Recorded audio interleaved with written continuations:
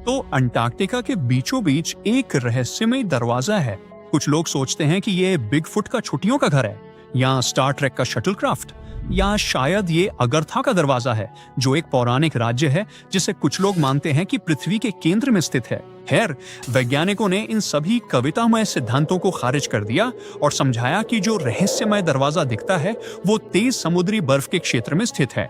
ये तट से दूर है और वहाँ कई छोटे छोटे द्वीप हैं जिनके चारों ओर उथला पानी है। जब बर्फ नीचे छिपे हुए कठोर पत्थरों के चारों ओर बहती है तो ये ऐसे पैटर्न बना सकती है जो अजीब लगते हैं लेकिन पूरी तरह सामान्य होते हैं। इस जगह पे बर्फ पतली है, इसलिए नीचे के पत्थरों का बर्फ की गति पर बड़ा असर पड़ता है। अंटार्कटिका की ठंडी हवाएं भी बर्फ और बर्फबारी को आकार देती हैं और उन्हें रेखाओं और आकृतियों जैसा बना देती हैं। तो वो रहस्यमय दरवाजा असल में सिर्फ एक पथरीली चोटी है जो बाहर निकल आई है क्योंकि बर्फ थोड़ी पिघल गई है। दरवाजे का ऊपरी हिस्सा चट्टान की नोक है और किनारे वे बर्फीली लकीरें हैं जो एक ही दिशा में चलने वाली तेज हवाओं के कारण बनी है। असल में ये एक हिमखंड है जो फंस गया है और एक ही जगह पे पिघल रहा है। एक यूट्यूबर ने अंटार्कटिका के तट से 150 मील से भी ज्यादा दूर एक और रहस्यमय चीज खोजी।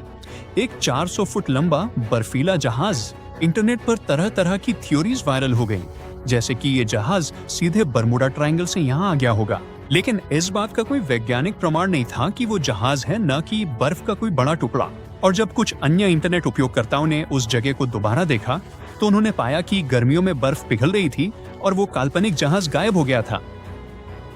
अंटार्कटिका में गूगल मैप्स पे एक और रहस्यमय खोज, एक पिरामिड थी।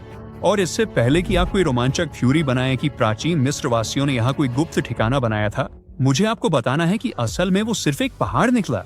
ये अंटार्कटिका की सबसे ऊंची पर्वत श्रृंखला का हिस्सा है जो लगभग 250 मील तक फैली हुई है। ये इस महाद्वीप का पहला पिरामिड नहीं है, क्योंकि ब्रिटिश अंटार्कटिक अभियान के खोजकर्ताओं ने एक और असामान्य आकार के पहाड़ को खोजा था और उसे द पिरामिड नाम दिया था।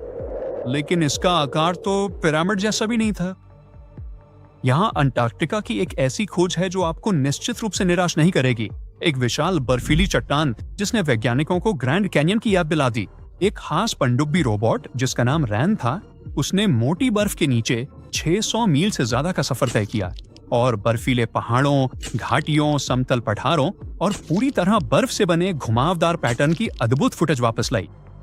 रैन को जो सबसे अजीब चीज मिली वो थी बर्फ में विशाल कटोरे जैसी आकृतियां या स्कूप्स। दुर्भाग्यवश वैज्ञानिकों ने उस रोबोट का पता खो दिया। उनका मानना है कि जिज्ञासु वेंडल सील्स शायद गलती से रैन से टकरा गईं और उसे फंसा दिया। ऊर्जा बचाने के लिए रेन ने शायद खुद को बंद कर लिया और वैज्ञानिक उसे फिर से नहीं ढूंढ पाए। लेकिन टीम को उम्मीद है कि वे एक नया रोबोट बनाएंगे और इस बर्फीली घाटी की खोज जारी रखेंगे ताकि देख सकें कि वर्षों में बर्फ के नीचे के पैटर्न कैसे बदल सकते हैं। एक और विशाल अंटार्कटिक घाटी खराब मौसम की वजह से खोजी गई थी। ध्वनि विशेषज्ञों की एक टीम को केसी रिसर्च स्टेशन पर एक तूफान के दौरान अपना काम रोकना पड़ा।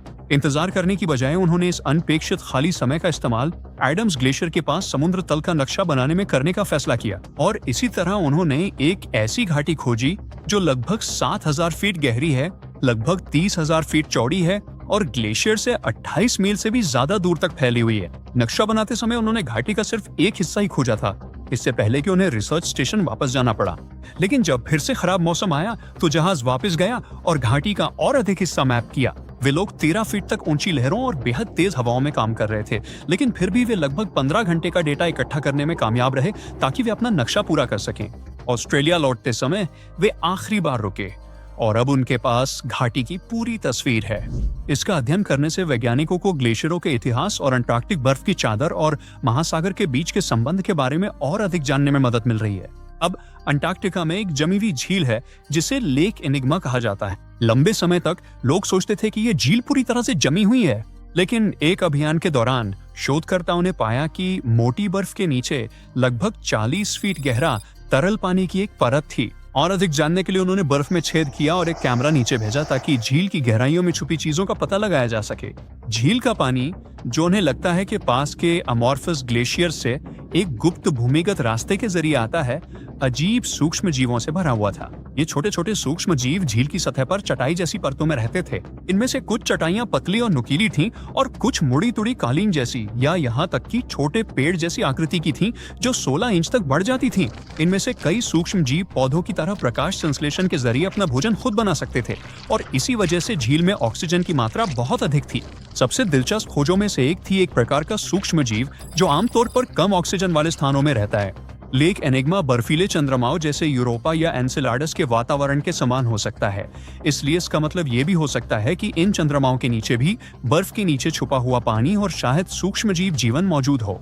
अंटार्कटिका से एक और दिमाग घुमा देने वाली खोज है कीचड़ पत्थर में छोटे छोटे एम्बर के टुकड़े, जो यहाँ पहली बार पाए गए हैं। वैज्ञानिकों को इन अविश्वसनीय रूप से अच्छी तरह से संरक्षित जीवाश्म जड़ों, परागकणों और बीजाणुओं का अध्ययन करने में कई साल लग गए, जिन्हें उन्होंने 2017 में खोजा था। एम्बर ये साबित करता है कि कभी अंटार्कटिका में रेजिन पैदा करने वाले पेड़ उगते थे, जो मध्य क्रिटेशियस काल के दौरान दक्षिणी ध्रुव के पास मौजूद एक घने वर्षावन का हिस्सा थे।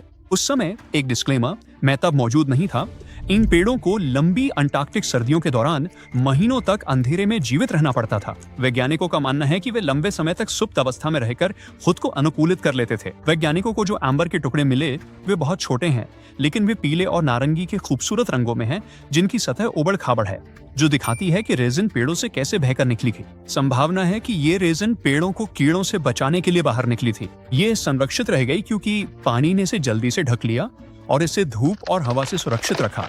एक वैज्ञानिक उपग्रह चित्रों में पेंगुइन की बीट के भूरे निशान खोज रहे थे और उन्होंने पृथ्वी के निचले हिस्से में सम्राट पेंगुइनों की 4 नई कॉलोनियां खोज लीं। संभावना है कि ये नई कॉलोनियां कई वर्षों से मौजूद हैं। हालांकि इनमें से 3 काफी छोटी हैं, जिनमें प्रत्येक में 1000 से भी कम प्रजनन करने वाले पेंगुइन हैं। एक नई कॉलोनी लजारोव आइस शेल्फ के पास मिली, जहां पहले बड़ी पेंगुइन कॉलोनी थी। वैज्ञानिकों के अनुसार ये 2019 में विलुप्त हो गई थी, पर लगता है समुद्री बर्फ बदलने से पेंगुइन बस थोड़ा विस्थापित हुए हैं। इनका अध्ययन हमें ये समझने में मदद देगा कि सम्राट पेंगुइन पर्यावरणीय बदलावों के अनुसार खुद को कैसे ढालते हैं। अब 40 मिलियन साल पहले अंटार्कटिका में एक विशाल नदी तंत्र हुआ करता था। शोधकर्ताओं ने जमी हुई समुद्री सतह से नरम तलछट और कठोर चट्टानों का अध्ययन करने के बाद इसका प्रमाण पाया। उन्होंने यूरेनियम और सीसा जैसे रेडियोधर्मी तत्वों के छोटे छोटे कणों का अध्ययन किया और जाना कि गहरी मिट्टी डायनासोर के समय की है। जो मिट्टी सतह के करीब थी वो अपेक्षाकृत नई थी और उसमें एक दिलचस्प पैटर्न था, जैसा कि आज आप नदी डेल्टा में देखते हैं, जैसे मिसिसिपी नदी या रियो ग्रांडे में। वैज्ञानिकों ने रेत में जीवन के सूक्ष्म संकेत पाए। जो नदी कभी यहाँ बहती थी वो ट्रांस अंटार्कटिक पर्वतों से शुरू होकर 930 मील का सफर तय करती थी, तब जाके समुद्र तक पहुंचती थी। शोधकर्ताओं ने लगभग 20 मिलियन साल पुरानी मिट्टी की नई परतों का अध्ययन जारी रखा। उन्हें उम्मीद है कि इससे वे भविष्य में पृथ्वी के मौसम के पैटर्न का अनुमान लगाने में सक्षम होंगे।